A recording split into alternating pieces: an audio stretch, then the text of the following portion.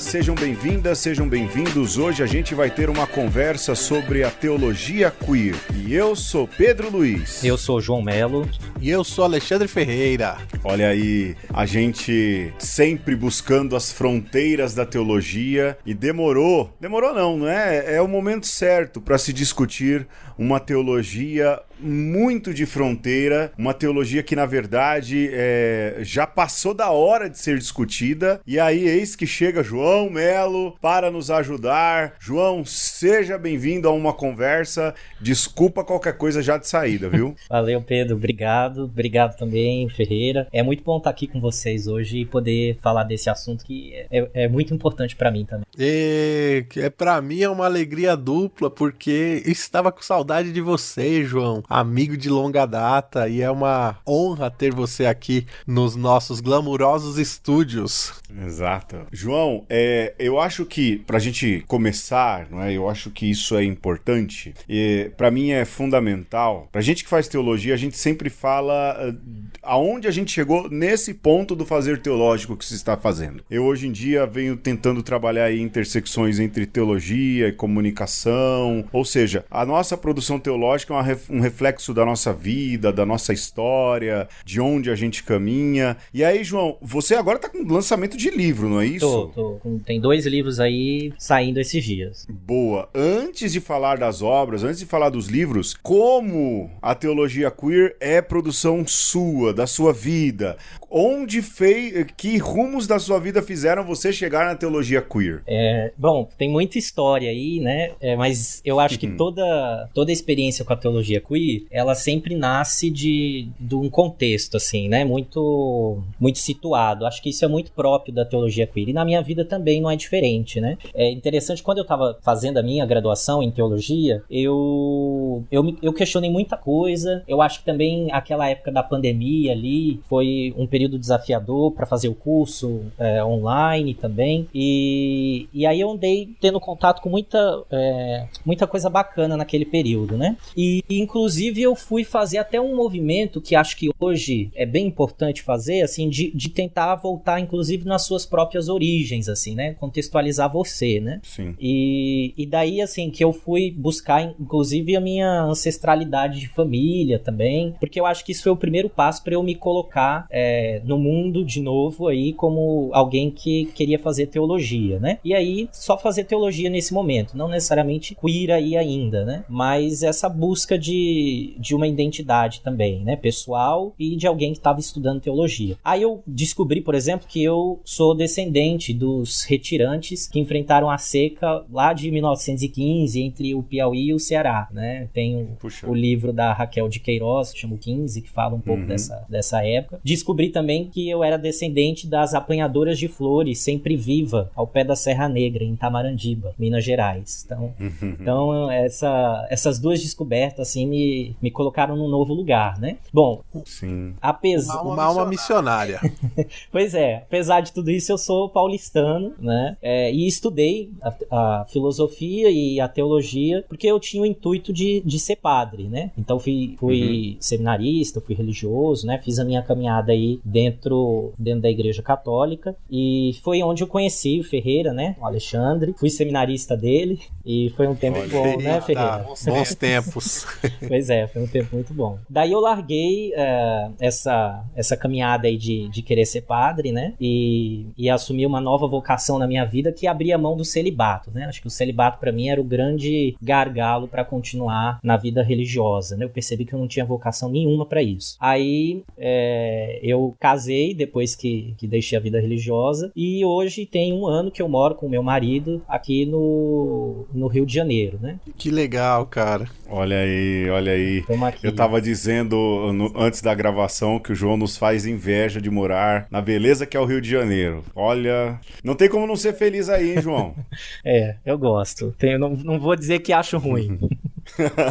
Mas, ô João, a sua teologia você fez na FAGE. Isso, eu estudei em Belo Horizonte, na FAGE, e aí lá foi quando eu comecei a ter contato com alguns autores, né, da teologia queer. A gente não estuda teologia queer na FAGE, né, infelizmente, mas acaba sendo um cenário, né, provocador que me fez tomar contato, sim, com alguns teólogos da teologia queer naquele período. Inclusive, os livros que eu tô lançando agora, os dois, eles são frutos da minha escrita nesse tempo, né? Hoje eu tô fazendo outra coisa, né? Eu tenho feito mestrado em educação aqui na UERJ, aqui no Rio, mas eu tenho aí colocado à luz do dia, fora do armário, os meus escritos da época da teologia. Que massa. Ô, João, agora, eu acho que esse é o melhor caminho, não é? Feito isso, me diz, não é? Ou diz pro nosso ouvinte, a gente teve ali o começo de conversa, mas como você define o que é a teologia queer? Acho que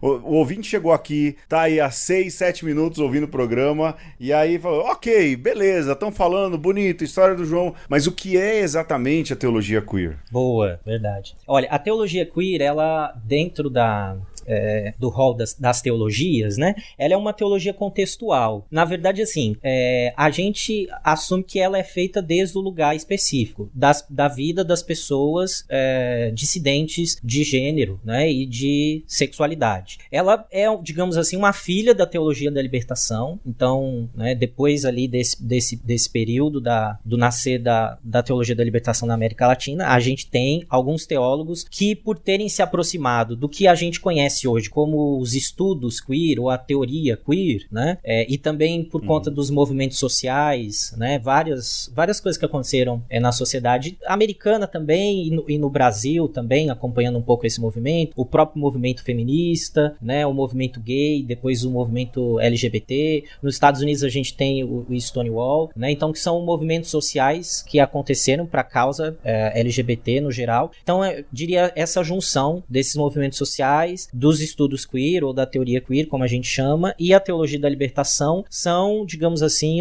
os 3 ingredientes para se fazer teologia queer, né? Eu gosto de dizer, e acho que agora fica mais fácil até de explicar, porque o Papa Francisco lançou esses dias aí, não tem muitos dias, um moto próprio sobre a promoção da teologia, né? Agora ele está lançando de novo uns textos com os títulos em latim, né? E ele fala da importância da teologia ser contextual, né? Quer dizer, ser feita a partir da vida das pessoas, do lugar das pessoas, né? Da história das pessoas, enfim, do concreto, do chão, né? E é interessante ele falar isso para os teólogos que de alguma forma produzem aquilo que é o magistério católico, né? Porque toda teologia ela é contextual. A teologia queer, ela só assume que ela está sendo feita desde um lugar específico, desde a vida dos dissidentes de gênero, né? Então, aí é uma forma de olhar a Bíblia, uma forma de olhar a doutrina, enfim, a fé cristã e vivê-la numa dimensão de inclusão, não é? E que supere aí toda forma de preconceito também. Rapaz, a gente fez um programa há pouco tempo sobre o Gustavo Gutierrez e a gente falava do Gustavo Gutierrez enquanto pessoa, não é, João?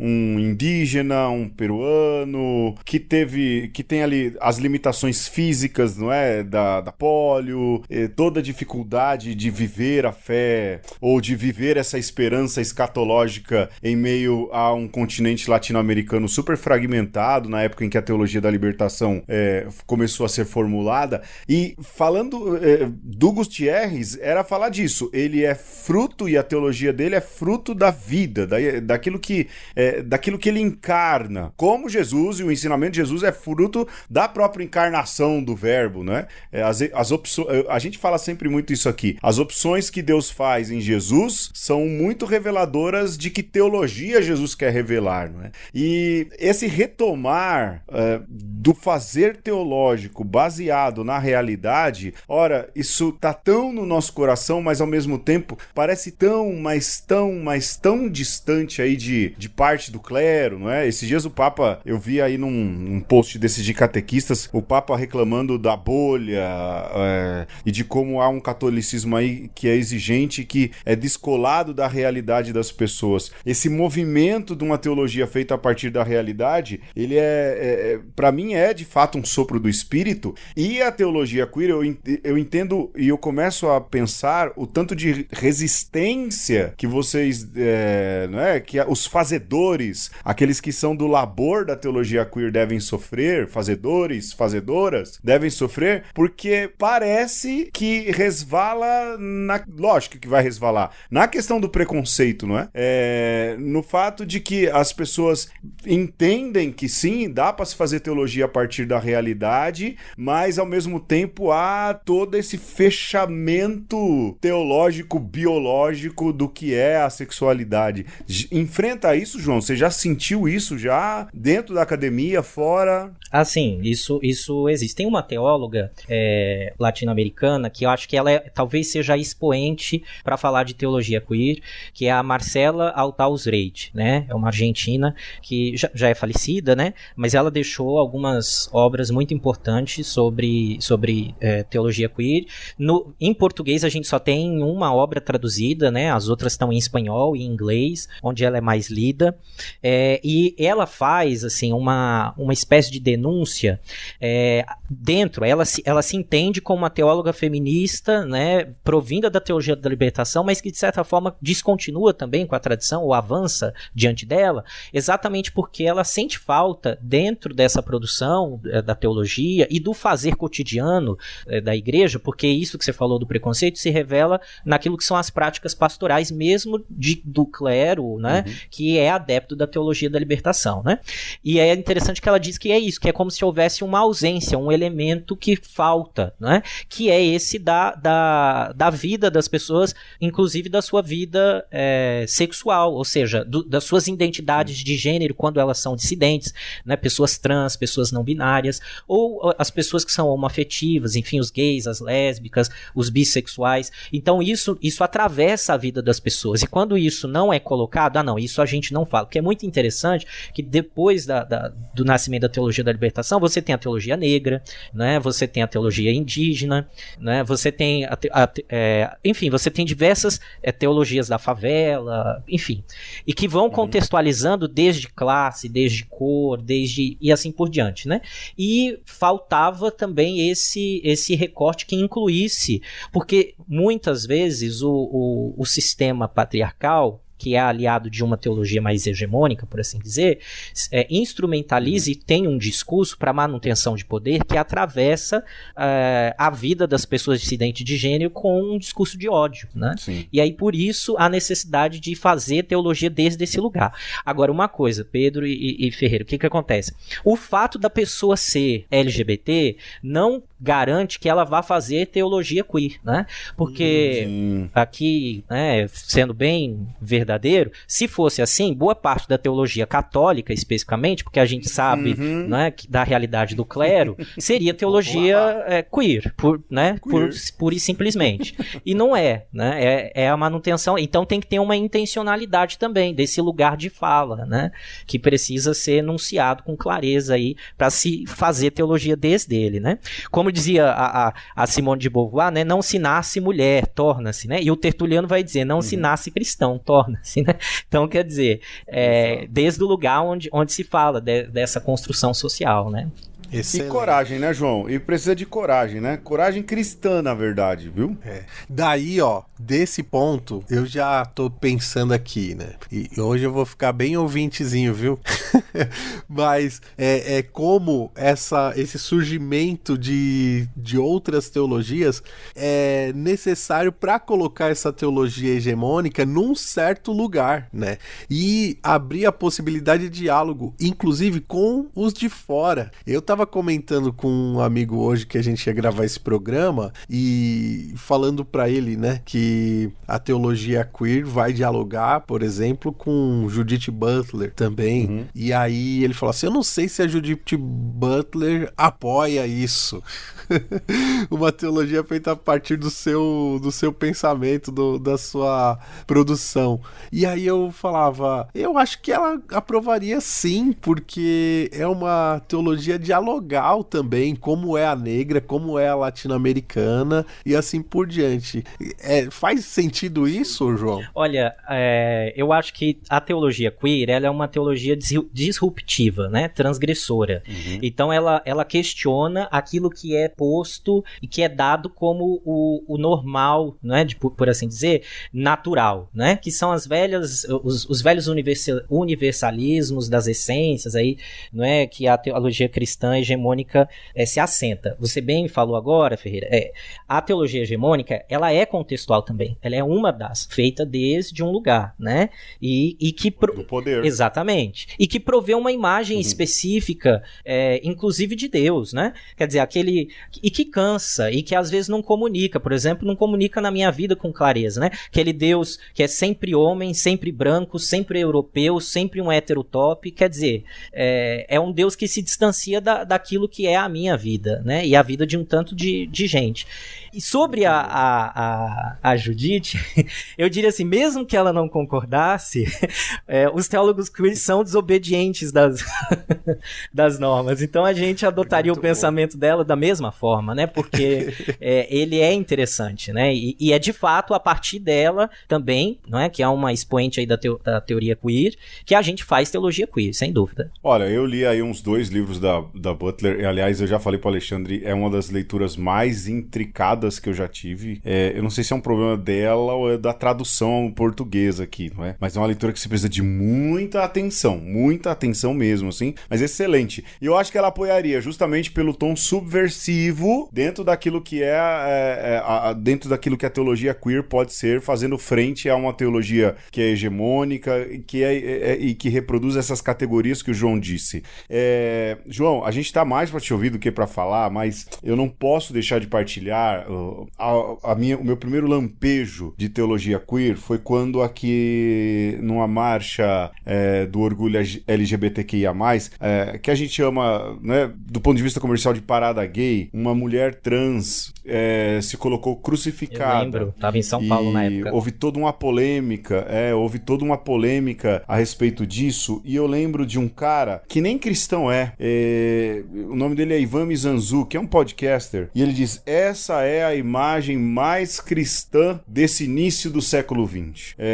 Essa mulher na cruz e o resultado dela crucificada, a recepção dela crucificada, mostra o quão cristã é essa imagem, o quanto ela conseguiu emular o cristianismo. Porque aí ele fez toda a explicação, não é? E lógico, é aquilo que é óbvio, né? De que Jesus se associa àqueles que são colocados à margem, de como as mulheres trans são colocadas à margem, de como elas precisam em uma fase da vida ou quase a vida inteira, precisam se prostituir para ter dinheiro, toda a questão da dignidade e daquilo que lhes é tirada, do processo de transição, né? Ou seja, toda a coragem de assumir aí a sua identidade, de fazer a transição, ele vai listando, não é? E de como tudo isso colocava aquela mulher na margem e que dali, porque era uma época em que a parada do orgulho LGBTQIA+ acontecia 3 ou 4 dias depois no mesmo palco da Marcha para Jesus, não é? E ele dizia, foi feito um discurso cristão há 3, 4 dias atrás, mas a imagem mais cristã é a dessa mulher, porque é ali,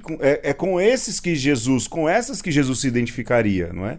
E o cristianismo hoje anda colocando justamente aqueles que não se identificam com a heteronormatividade à margem. Não, parece que não se dá uma permissão. Ela existe, a gente sabe que existe uma permissão em ambientes mais reservados, não é? Mais secretos, mas ela não dá essa permissão para que a pessoa possa viver a total liberdade de quem ela é de fato, não é? E quando isso acontece, mais uma vez Jesus é crucificado. Parece discurso de pregação carismática, mas é isso mesmo que acontece, não é? Jesus retornando a ser crucificado. crucificado. Aquela imagem é muito icônica, penso eu, né?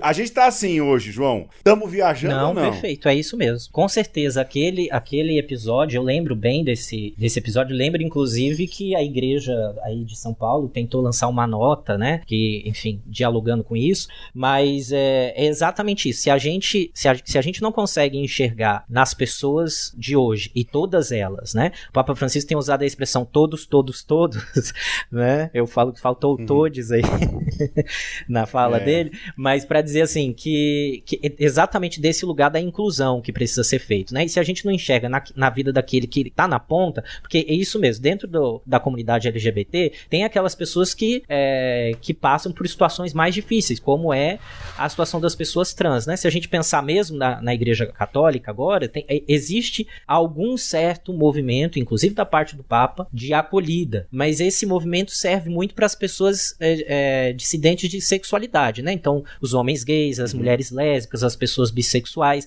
Quando a gente vai para as pessoas trans, as pessoas não binárias, as dissidentes de gênero, essa acolhida ela já não ocorre da mesma forma, né? Então, você tem aí, inclusive, referências recentes do magistério da igreja que são discursos que essas pessoas acolhem com muita violência, né? Agora, para além, viu, Ferreira, viu, Pedro? Para além de enxergar também no Cristo crucificado, sabe um episódio que você falando agora me veio à mente aqui? O que o pessoal achou que era, nem era, mas o pessoal achou que era a Santa Ceia lá na abertura das Olimpíadas. Né? Rapaz! O que foi aquilo, né? A reação aí do aquilo povo. Deu vergonha do fandom cristão, Nossa viu? Senhora. E eu digo, e se fosse a ceia, por que é que não se pode celebrar, festejar, entende? Porque é isso, tem gente que até consegue ver naquele que está marginalizado o Cristo, mas aí ele se admitido na mesma mesa que eu e comer junto comigo como irmão, peraí, né? Então assim, é isso, né? É o lugar do eu ajudo de cima, mas quando ele senta comigo e festeja, quer dizer, será que uma drag queen, será que uma pessoa trans, ela não pode participar da Santa Ceia, ela não pode comungar, vamos colocar nesses termos, né? Então assim, isso são questões que estão aí e que continuam, né? E quanto mais a gente escuta esses discursos de ódio, a gente vê quanto essas pessoas estão fazendo um controle do corpo de Cristo, que é o corpo hóstia, né? Quando na verdade elas também estão tentando controlar os corpos das pessoas que são dissidentes de gênero, né? Se até o corpo de Cristo elas querem controlar, quem dirá os nossos? Sociedade disciplinar, né? Aí, voltamos aí. Mas, ô João, esse episódio que você trouxe dos Jogos Olímpicos, rapaz, eu fiquei pensando o quão foi vergonhoso para os cristãos, como é que fala? Para a Conferência Episcopal Francesa, para algumas dioceses muito grandes aqui da América Latina, do Brasil, sabe? Que se arvoraram em prestar solidariedade e tudo mais, e fizeram um papel de burras, não é? Porque, de fato, há uma burrice, há uma limitação intelectual, há uma dificuldade muito grande em se reconhecer o cenário. Isso é fato. Mas mostrou pra mim, João, o quão de prontidão está o cristianismo hoje em ser preconceituoso, cara. A velocidade na qual esse preconceito e esse comportamento violento foi reproduzida, a velocidade em que isso aconteceu mostra o quão desconfigurado está o cristianismo no nosso tempo. Foi muito rápida a reação, foi muito rápida a transformação e a interpretação. Foi muito rápido a vontade, foi muito rápida, melhor dizendo, a vontade em atacar, em machucar, em fazer mal. É muito triste ver esse cenário de cristianismo de 2024. É muito triste, porque a gente tá sendo muito, mas muito rápido em odiar. E eu fico imaginando, de novo, né, para quem tem a coragem de produzir hoje, de fazer uma teologia queer, que tá na fronteira da fronteira, e aquilo, como você disse, que o Papa Francisco vem pedindo, quem está ali, o quanto de ódio, se não começou a receber, vai receber. Existe já essa percepção, não? Sim, na verdade, a gente tem sempre uma articulação, né? A gente tem que estar unido para poder se fortalecer. Agora, dentro da Igreja Católica, viu? Isso é mais complicado.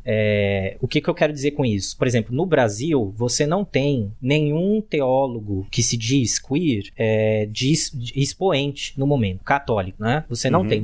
Você tem dois nomes importantes no campo evangélico protestante, né? Que é o André Muskov, da Universidade Federal de Juiz de Fora, né? Que ele tem até um livro que faz um apanhado histórico sobre a caminhada da teologia queer no Brasil, que é o Viadagens Teológicas. E você tem a Anne Ster, que é uma reverenda, né? Ela se apresenta reverenda sapatão. Eu sou fã dela, ela é maravilhosa. E ela tem diversos livros publicados, enfim, pela editora Metanoia, que inclusive eu vou publicar por lá também. Então, você tem essas pessoas, não é? Você tinha a Cris Serra, eu tô falando de nome porque é isso, porque também não fica parecendo que é só um movimento de sei lá, né? De pessoas que não estão na luz do dia, né?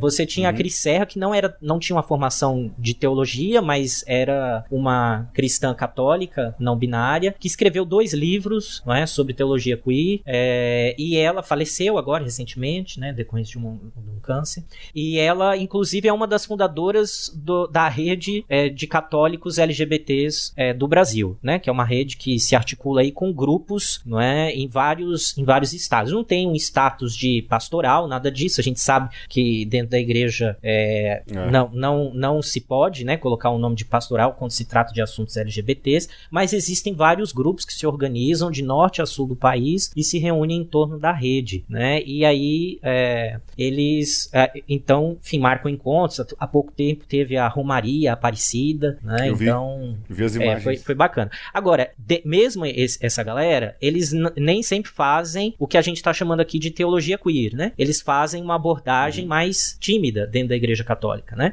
porque é isso, se apanha muito. Então, o lugar vai com mais calma, né? E a acolhida é bem pouca. Sim. A gente teve o caso do Gil Monteiro, que é um cantor católico que era da Renovação Carismática, e que ele e o Bruno, o sobrenome não vou lembrar agora, o Bruno Camurati. Isso. Se assumiram, né, homens gays, recentemente, e tiveram as suas agendas, os seus shows completamente aí cancelados, enfim. E aí o Gil agora até escreveu uma biografia, né, que é o livro Será que Ele É? Que ele conta um pouco da vida dele. E é isso. E tem tentado se colocar aí como uma voz de um cantor católico, né, que é assumidamente LGBT, né, com toda a resistência dentro da instituição. E a prontidão para rechaçar foi rápida, né? Para acolher zero, né? Quer dizer, tudo aquilo de bonito que ele fez antes de dizer quem era de fato, parece que é deixado de lado. É bem triste isso. Enfim. Gente, vamos fazer uma pausinha, a gente já volta? Vamos lá. Aproveitando aí que citou o Bruno Camurati, que eu sou fãzaço, assim, das músicas dele, e o pessoal continua cantando, viu? Pescador. Que bom. Mas é isso, o show não pode fazer mais.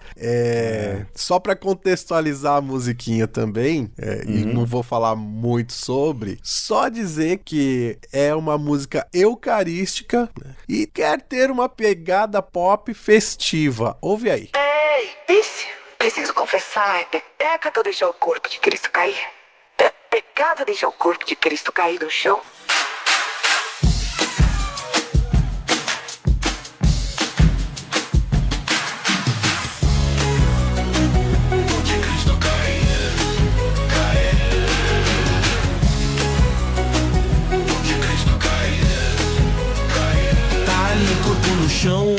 E é um corpo transgressor tido como um maldito, às normas não adaptado, que toque é tocado por outros corpos estranhos com hemorragia e secreção. Discriminado, preso e violado, eis o homem pela arma fálica transpassado. Onde Cristo cair. Ali um corpo no chão, e é um corpo transustanciado. O corpo que por nós é dado, o sangue que por nós transborda, nos enche de esperança. O transplante, a transfusão, e transcorridos os dias da paixão dele nossa, celebremos a alegria, a roda, a festa, a passagem dele. No moça, exultantes, pregaremos a verdade, que as eternas alegrias é para todo e todinho. De Cristo cair. É pecado deixar o corpo de Cristo cair. God save the queer, God save the queer. De Cristo, God save the queer, God save the queer. Tá aí o corpo no chão, e é um corpo trans, um corpo transmitido. Corpo ativo, coletivo, redimido, às vezes desviado, mas às vezes já não serve mais. O caminho pavimentado, transcender a via é preciso. Transamazônica, transjordânica, o estranho e a viada. Emaús ensina que o caminho se faz na caminhada. Tá ali o corpo no chão, e é um corpo trans. Um corpo transfigurado, Calcedônia venceu, é ou não é? Ao declarar que Jesus só homem não é, seguindo o apóstolo, entre nós já não há nem homem nem mulher. Entenda, desfaça sua tenda, a humanidade foi transferida ao céu ascendida. Mas os anjos sem sexo apontam que no chão tá o nexo. É pecado deixar o corpo de Cristo cair. God save the queer, God save the queer. God save the queer, God save the queer.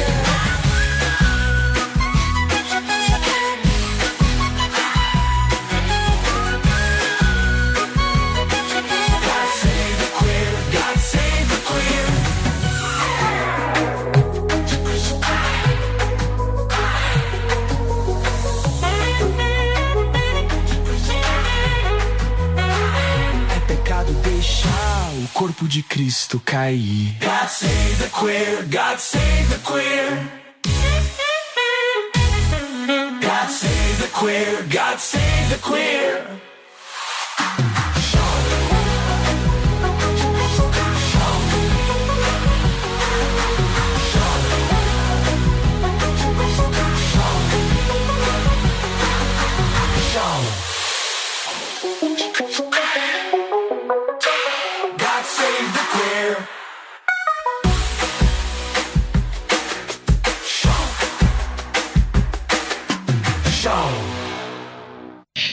E neste episódio nós estamos recebendo João Melo, que está falando conosco sobre a teologia indecente, a teologia queer. E eu gostaria de começar esse segundo bloco falando um pouco de algo que aconteceu comigo há algum tempo atrás, porque agora eu estou trabalhando numa escola, né? E escola é lugar de aprender, né? Não é só porque você é professor ou colaborador que você não aprende. Se você não está aprendendo no ambiente escolar, você está fazendo alguma coisa errada, né? E um dia eu estava lá conversando com uma galera e dei alguma opinião sobre a questão da homossexualidade, questão de gênero e tal. E aí o pessoal da gestão, assim, com muita delicadeza, sabe, gente?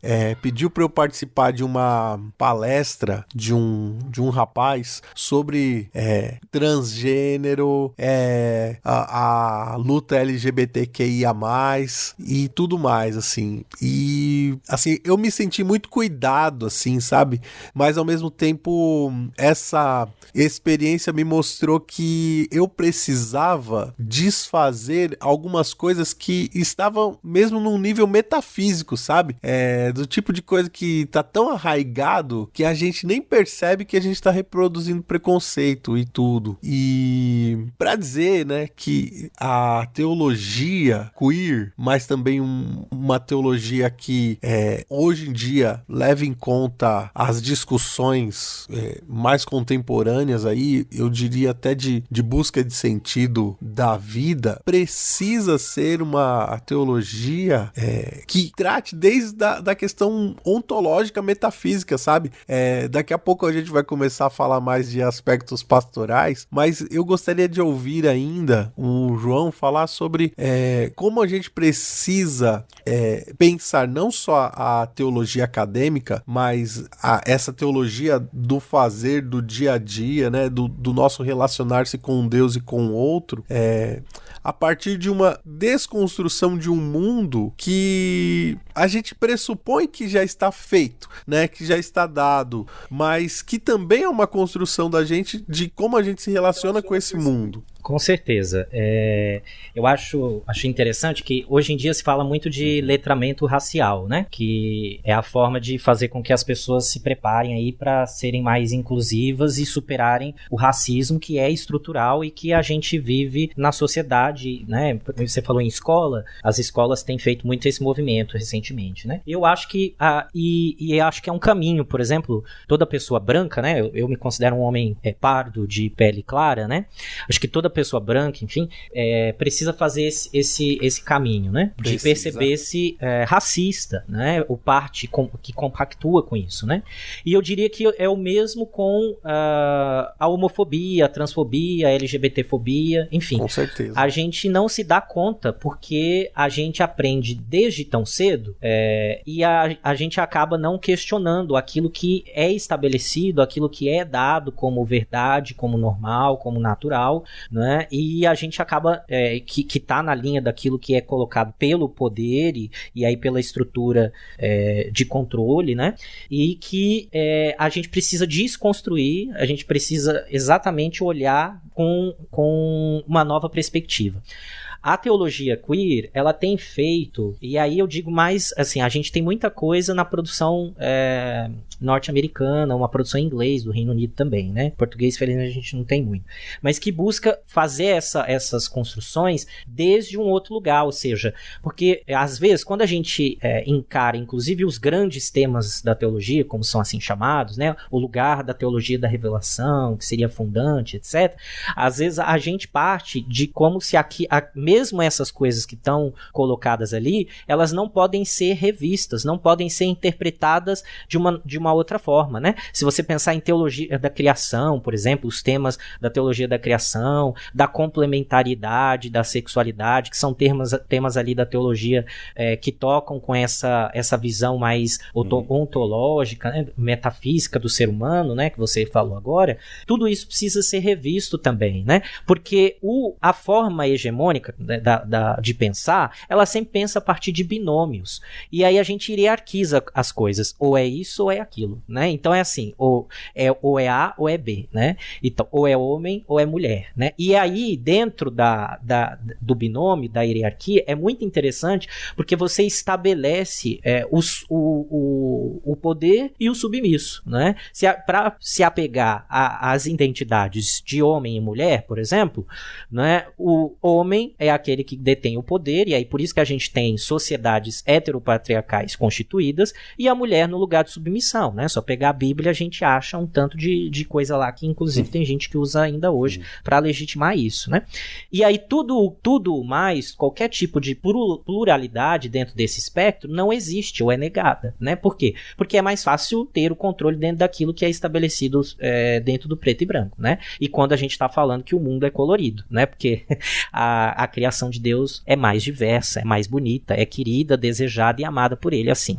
E dá mais trabalho, mas é mais bonito, né? Com certeza, com certeza. E é isso, é trabalhoso porque de alguma forma a gente tem que descer de alguns lugares onde a gente estava muito confortável, né? Inclusive na forma de pensar, de encarar o mundo, né? De entender-se, e isso é muito importante, né? Porque essa forma muito rígida de compreensão da realidade, ela inflige uma culpa muito grande em quem não se vê dentro desses espectros, que são construídos socialmente, né? Que são todas construções que foram estabelecidas ao longo do tempo. Mesmo a ideia de família aos moldos cristãos, se a gente for olhar de novo, né? Eu volto para a Bíblia, a gente não encontra a família cristã da modo como a gente pensa hoje, estabelecida lá na Bíblia dessa forma, né? Então, assim, existe algum tipo de interesse que coopta o exercício da força para que, inclusive, o discurso religioso teológico faça com que a gente acredite que aquilo é neutro, né? Ou seja, aquilo é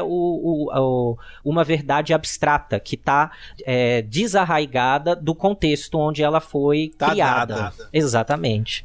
E é isso que precisa ser desconstruído. É a primeira coisa. É a primeira peça que tem que cair. Você sabe que há um tempo atrás, na PUC de São Paulo, numa semana teológica, acho que foi o Benedito Ferraro que foi lá e falou...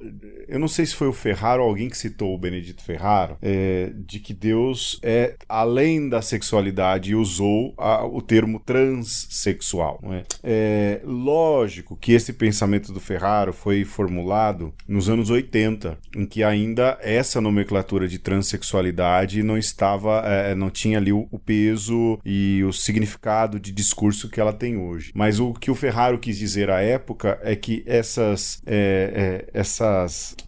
antropologia meramente biológica de alguma maneira não se aplicava a Deus, né? Isso o Benedito Ferraro falando lá na frente. E de fato, não é?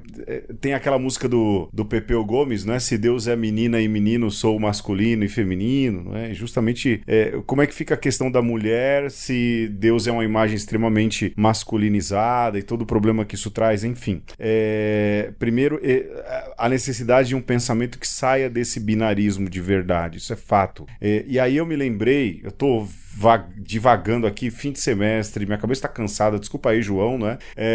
O Ferreira já tá acostumado já, mas tem um filósofo da comunicação chamado Wilhelm Flusser, e ele fala do mundo codificado, ele usa muito a questão da linguagem enquanto código de se enxergar o mundo. Ele fala de fotografia. Metafísico também esse daí. O Flusser é fera. Opa. E aí, assim, eu não gosto tanto, mas alguma coisa eu gosto.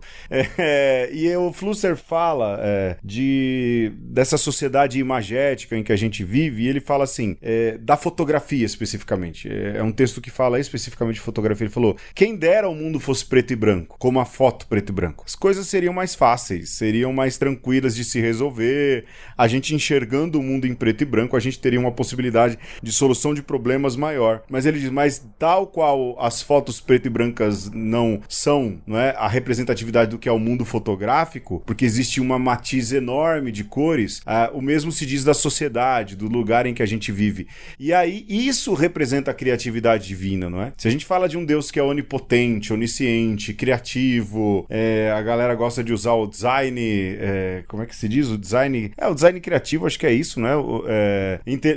Design inteligente. Design inteligente. Ora, é justamente na diversidade que vai residir essa criatividade, não é? Enfim, para dizer, de fato, esse binarismo, lógico, para mim, João, e assim, eu sou filho de um cearense com uma pernambucana, mas quem olha de longe não diz. Eu tenho 1,88 m, eu sou branco, eu tenho voz grossa, eu sou cisgênero, sou casado com outra mulher branca, de olho claro. Tudo é muito fácil pra gente. É muito fácil a gente se apropriar e garante poder todo esse binarismo, esse padrão estético e tudo mais. Mas não é, a gente tem noção, a sociedade não é assim, não é? E a teologia precisa partir disso e encontrar esse ponto. Enfim, de novo, sou eu final de semestre viajando, viu, João? É isso.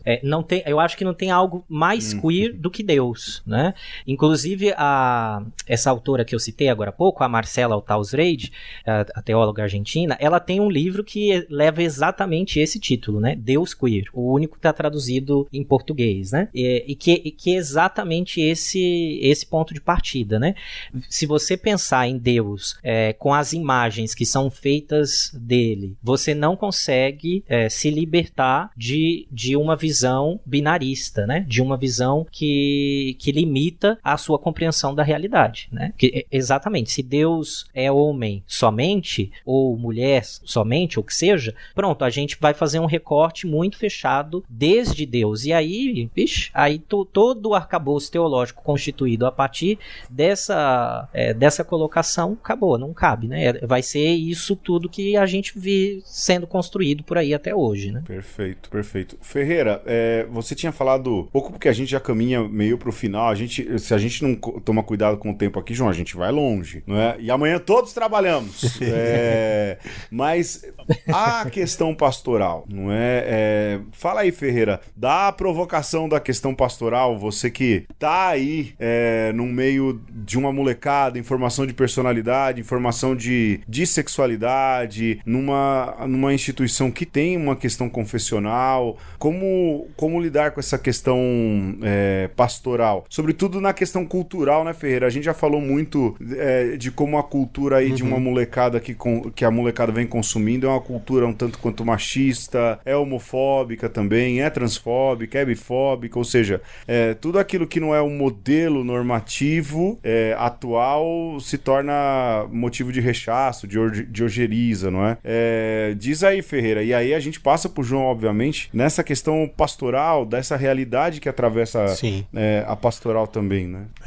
Pra mim, algumas coisas são dadas já, né? Quando a gente pensa no corpo ferido, no corpo marginalizado, que seja pela homofobia, que seja aí pela violência mesmo, isso, acho que na maioria da cabeça das pessoas, isso já tá dado, né? Assim, é preciso cuidar, é preciso acolher. A gente tá aqui gravando próximo do dia 1º de dezembro, esse programa vai ao ar no começo de dezembro, a gente lembra de toda o combate ao preconceito, ao HIV, né? Que por muito tempo a pessoa homossexual era vista, né? Como carregando essa marca, e a gente podia fazer então esse paralelo com os leprosos lá do Evangelho e como Jesus vence isso.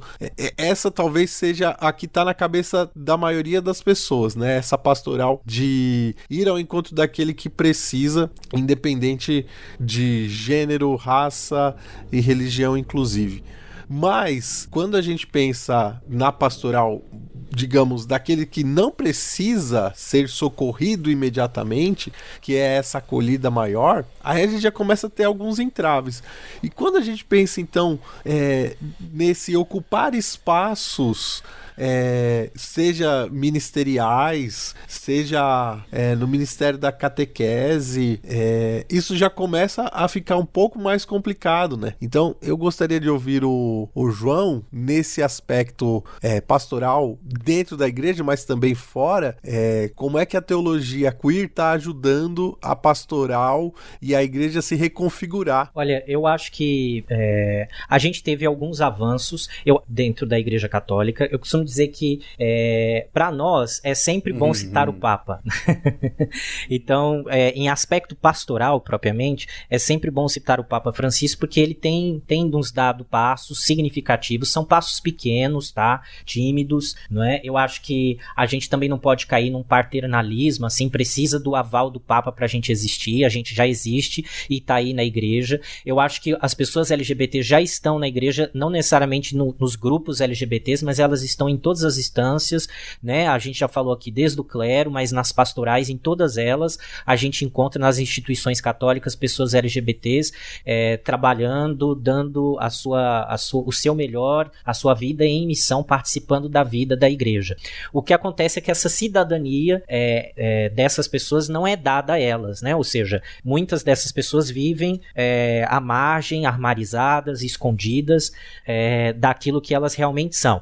Há, sim, dentro de muitos ambientes católicos, ajustes secretos, né? Os sigilosos aqui e ali, né? Que são feitos para que a pessoa continue, né? É uma pena, assim, no Brasil especialmente, eu acho que o cenário é um pouco ainda distante. Tem países, né, Estados Unidos, tem alguns países da Europa hoje, onde inclusive membros do clero, que são pessoas LGBTs, né, falam disso concretamente. Eu acho que se os pastores, os presbíteros conseguissem nomear a si mesmo, né, a sua identidade sexual, pessoal. Isso ajudaria a fazer com que as pessoas pudessem se sentir mais livres e acho que ajudaria inclusive nas mudanças dentro da hierarquia da igreja. No Brasil, o clero tem muito medo, aqueles, né, que têm essa consciência, enfim, de se dizer. Tem algumas abordagens pastorais sendo feitas, eu falei do grupo dos católicos LGBTs, tem outras pessoas fazendo trabalhos interessantes. A editora Vozes publicou 2 livros na linha pastoral, muito interessantes recentemente. Um da Maria Cristina Furtado, que é aqui do Rio, que é a Igreja e as Pessoas LGBT, QIAPN+, que é sobre o atendimento pastoral com base no amor incondicional de Deus. E o Luiz Correia Lima, que é padre jesuíta, publicou também Teologia e os LGBTs+, Perspectivas Históricas e Desafios Contemporâneos, que são 2 livros no mundo católico que acho que ajuda nessa pegada pastoral, né, de pensar. Tem o Papa Francisco fez uma fala muito bonita naquele documentário que tá na Disney, o Amém, né, ele conversa ali com uma jovem não binária. Então a gente tem avanços, né, sendo feitos. Eu acho que a bênção pastoral, né, a bênção espontânea, a bênção que não vale, né, a gente brinca, mas é alguma bênção, né, quer dizer. Passo, né? Então eu acho que isso tudo são sinais, são passos, a gente tem que ter esperança, né. Eu falo que a doutrina da Igreja Católica é um elefante enorme para se mover, né, demora muito. Agora, essa paciência histórica também não pode fazer com que as vidas das pessoas LGBTs tenham que esperar a igreja resolver o seu problema da homofobia interna, né, que é o problema da igreja, né. Então tem isso também. A gente precisa continuar vivendo as nossas vidas e vivendo na liberdade de filhos de Deus, né. Viemos para comungar, como dizia a Cris Serra. Olha, a Paulus tem uma coleçãozinha de moral que o Ronaldo Zacarias organiza, e tem um de pastoral aos párocos e agentes de pastoral. Lógico que ele fala de sexualidade de maneira, de um leque aberto, mas há um ponto ali que fala de acolhimento à comunidade LGBTQIA+, mas de fato os livros das Vozes são mais ousados naquilo, ousados no sentido positivo, não é? Porque tocam claramente na questão e tentam resgatar a questão da melhor maneira possível. Mas eu fico pensando, o Papa Francisco no início do pontificado lembrava isso, a realidade se sobrepõe a tudo, não é? Aquilo que é imaginado, pensado, tudo isso é sobreposto pela realidade. E já que não se consegue, não é, mudar a cabeça de um fazer teológico tão duro, tão engessado, tão embotado, começa-se a trazer a realidade para dentro da igreja, né? Sinodalidade, a bênção mais simplificada, sem tanta exigência, esse pedido que ele faz para que a teologia seja mais ousada, que vá às fronteiras, ou seja, é o Papa quase que fazendo aquilo que ele disse no começo do pontificado. A realidade precisa se impor, é ela quem vai prevalecer, ela é a chave de compreensão, e aí o Papa completando o adornamento, putz, isso é tão velho, né? Mas completando as janelas abertas, está dizendo, não, a janela aberta não é para entrar o ar, é para as pessoas entrarem, não é? E chegarem aí com suas histórias, com os seus dramas, com suas vidas, com os seus riscos, ou seja, Deus, mudar... Pedro, entrar pela janela. Oxe, que entre por onde quiser. Mas entre, né? Justamente para que se mude, para que a realidade se imponha. E aí se faça a teologia por meio da realidade, né? Bom, olha, gente, eu não tenho mais nada para falar. João, diante de todas essas burradas que eu e o Alexandre falamos, ajuda a gente. Ajuda a fechar esse programa. Olha eu apelando, né? Eu quero fazer meu jabá antes também. Não, sei se pode. isso, pronto, achamos. João, esse programa não tem edição. Achamos, sim. João, para fechar o programa, João. Faça o jabá. Onde a gente encontra seus inscritos, João? Tem 2 livros meus que estão sendo lançados agora, né? Eu vou fazer o lançamento agora no dia 13, na Igreja Batista do Caminho, que é a igreja do pastor Henrique Vieira, aqui no Rio de Janeiro, né? Infelizmente não dava pra fazer numa igreja católica. Pompa e elegância, pô. Ainda mais, não João, fica nada a dever, pô. Aí eu vou falar ainda mais aí no Rio de Janeiro, né, cara? Pelo amor, mano. Mas tudo bem, vai lá, Pois João. Lançamento do livro, João. Vamos lá. Os 2 livros são da editora Metanoia. Eles são 2 volumes de uma série de ensaios teológicos indecentes, né? Que é uma coleção de teologia popular mesmo, né? De bolso. A gente, até o formato formato do livro. Então, coisa leve para ler. Os 2 títulos são, o primeiro deles, que é o volume 8, chama-se A Virgem Indecente, Elementos de uma Mariologia segundo Marcela Altausreid, né? Então eu abordo aí o pensamento da Marcela no que ela fala de Mariologia. E o segundo volume, aliás, o outro volume, o volume 9, chama-se A Indecente Hermenêutica Bíblica de Clarice Lispector. Aí é um diálogo Bíblia e literatura, que eu gosto bastante também. Tá bem bacaninha os 2 livros, e eles fazem parte de uma coleção maior que tem outros volumes publicados pelo André Muskov, que é o coordenador dessa coleção. Muito gente boa e vale a pena conferir os livros dele também. Muito ousado. É, muito ousado. Cara, o indecente não é no sentido de putaria somente, né? Acho que isso é importante dizer. Não sei nem se eu podia falar essa palavra. Pode falar aqui putaria. no Putaria pode.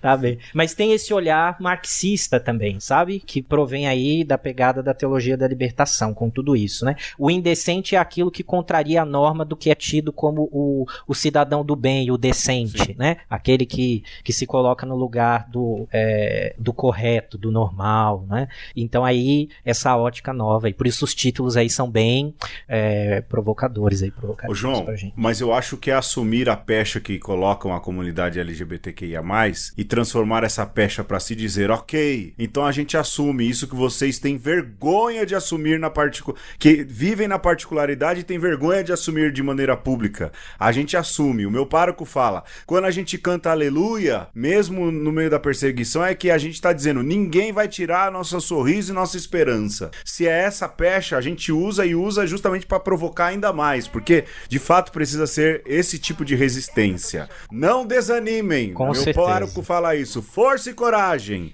Não desanimem. Não desanimem, João. Não desanimem. E outra, tragam a realidade pra frente. Tragam, imponham, façam com que a realidade se imponha. E ela vai incomodar uma meia dúzia? Vai. Mas a realidade, ela sempre vai se impor. João, obrigado. Obrigado mesmo pela sua presença. E uma última coisa que eu tava pensando aqui, o João fez aí um diálogo com Clarice Lispector. Sabe o que é bonito, Ferreira? Da teologia de fronteira, desse tipo de teologia? Tem gente inteligente, gente de bom gosto, gente que ousa, e não meros repetidores de catecismo e de fórmulas já envelhecidas quando nasceram. Eu parei. Um beijo em vocês. Valeu. Eu só vou também aqui dizer mais uma vez o meu muito obrigado ao João. Acompanho o João desde quando ele era criança. Não, brincadeira. Mas já faz um bom tempo, né? E o João é prolífico aí na escrita, bom mesmo na caneta. E admiro demais você, João, né? Queria registrar isso aqui. Diversas vezes eu vi algumas pessoas duvidando da capacidade do João, assim, sabe? E eu falava, rapaz, é que você não entendeu na onde a cabeça do homem foi, né?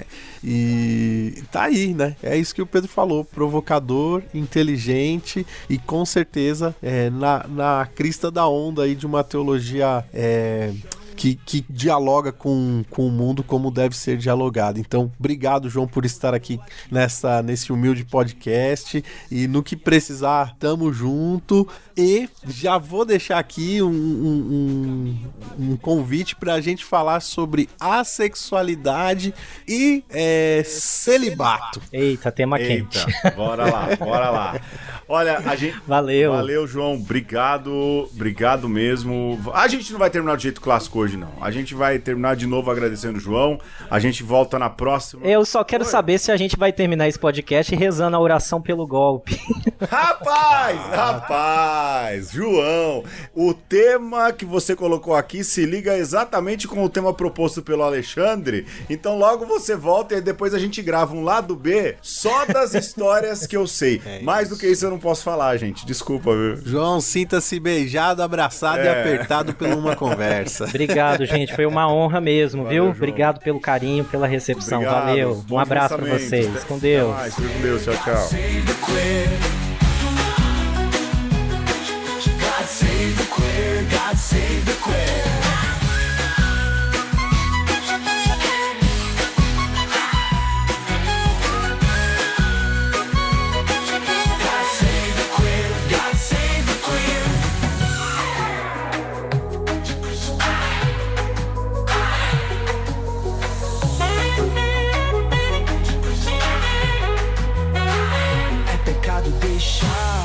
corpo de Cristo cair. God save the queer, God save the queer.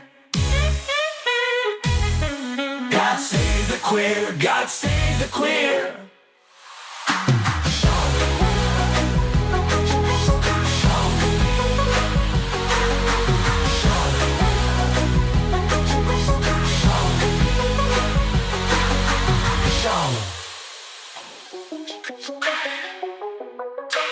God save the queer.